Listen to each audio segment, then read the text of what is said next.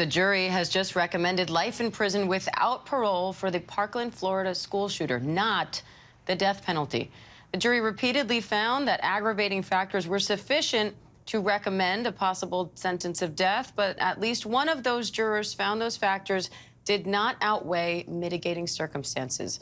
The shooter was 19 at the time of the shooting. He had been expelled from Marjory Stoneman Douglas High School at the time of the massacre. His defense drew attention to issues with his childhood, his mental health, and his upbringing throughout the trial. And those mitigating factors, or at least one of them, appear to have been enough to preserve his life in this case. I want to bring in ABC News legal contributor Brian Buckmeyer for more on this. Brian, he had already pleaded guilty to 17 counts of first-degree murder, 17 counts of attempted murder. So this verdict is not about whether or not he was guilty or not guilty. This was about whether he should get life in prison without parole or the death penalty. In this case, the jury decided life in prison without parole. So let's unpack that a little bit, because we heard them over and over again say the jury unanimously found beyond a reasonable doubt several of the aggravating factors. Really, it sounded like all of the aggravating factors, that he created a great risk of death to many persons, that these murders were heinous, atrocious, or cruel, that they were committed in a cold, calculated, and premeditated manner without any pretense of moral or legal justification. And they outright said those factors were sufficient to warrant a possible sentence of death. They were unanimous on all of that. But one or more jurors found that one or more of those mitigating factors was established by the greater weight of the evidence, and that they did not, those factors did not outweigh the mitigating circumstances. So talk to me about those mitigating circumstances. So the mitigating circumstances, both statutorily as well as what the defense put out, were his age, his childhood development, his even development as an infant, as to the drugs and alcohol that his birth mother reportedly heavily used. The fact that he did plead guilty, that is a form of mitigation as well. And the defense also threw out some other interesting ones that we can learn from the Parkland school shooter, that we can try to create a system of red flags and early warnings where this doesn't happen in the future. And maybe that went towards the jury's decision, because we do have another massive school shooter trial coming up, that being the El Paso, Texas Walmart shooter. Unfortunately, in this country, we do often have school shootings.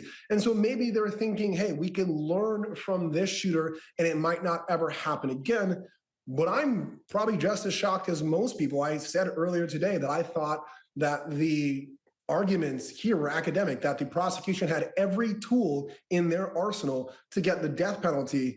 I'm not a supporter of the death penalty. I thought from an academic standpoint that this was going to end up in the death penalty, but I was wrong. And obviously at least one or more jurors saw mitigation greater than all of the aggravating circumstances the prosecution put forward. I want to bring in legal analyst Terry Austin to the conversation as well. Terry, in his guilty plea, he said that he was very sorry and he asked to be given a chance to help others. It sounds like what Brian is intimating, to try to stop this from happening again, maybe speak out on the issue, et cetera. Could that be a mitigating factor in this case?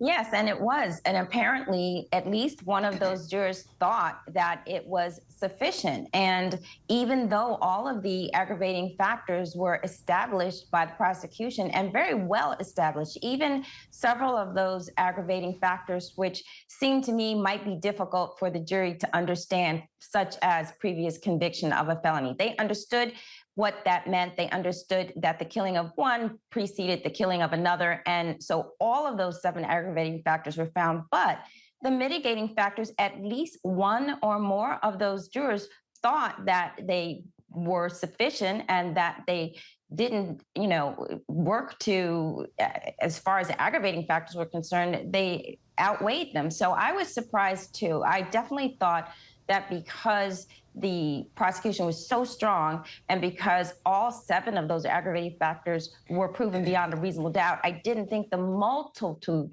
of mitigating factors would make a difference. They started out by saying he's a human being. And as Brian said, they mentioned the fact that, his mother drank while she was pregnant. There were so many of them listed, I still did not think that they would say that the aggravating factors did not outweigh the mitigating. So it's surprising to me. I do think they're going to try to use this as an example. This is one of the first cases that we've seen that has been tried when it's a mass killing like this. So it's very interesting that he didn't get the death penalty.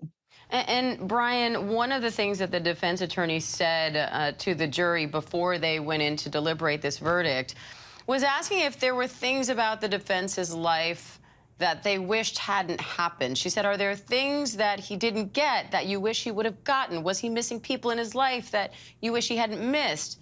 And she told them, if you answer yes, that's mitigation. That's a reason for life. How important are those kinds of arguments, these very detailed explanations of how you can find one way or another? How important is that in a case like this? No pun intended, it's life and death. Like, that's how important the arguments are when you're representing someone that could potentially be put on death row. And so I think oftentimes we use this phrase derogatorily or in a negative light, but I think this was kind of a everything in the kitchen sink argument. You heard the big factors like fetal alcohol spectrum disorder, and those are the big ones that were thrown out there. But that little one of like, if there's something that you think that should have been different in his life, you kind of pulling on the heartstrings a little, because that are one of the strongest tools, although somewhat small, but some of the stronger tools that a defense has, just like the prosecution is going to kind of tap into a person's anger or desire for vengeance, which the defense points out as well. I think the defense, at the end of the day, as we're seeing from the verdict, really honed in on the things that these jurors would gravitate towards and vote for the life in prison rather than death. And Terry, to Brian's point, the defense attorney did say just that imposing the death penalty in this case would be acting out of anger, and in her words, would serve no other purpose at all other than vengeance. So can a juror find in this direction because they simply don't believe in the death penalty and don't support it, or are they limited in that? And what happens now?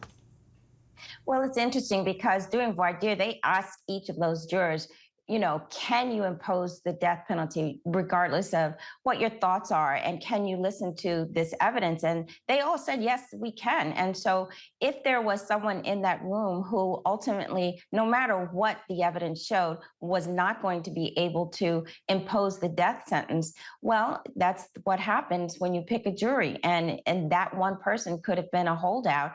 And even though, as I mentioned earlier, all of those aggravating factors were proven, they decided no. And next, they probably will appeal, or we'll see what happens, and we'll get they're setting other hearing dates. So we'll see. All right, Brian Buckmeyer, Terry Austin, we appreciate your analysis as always. Thank you.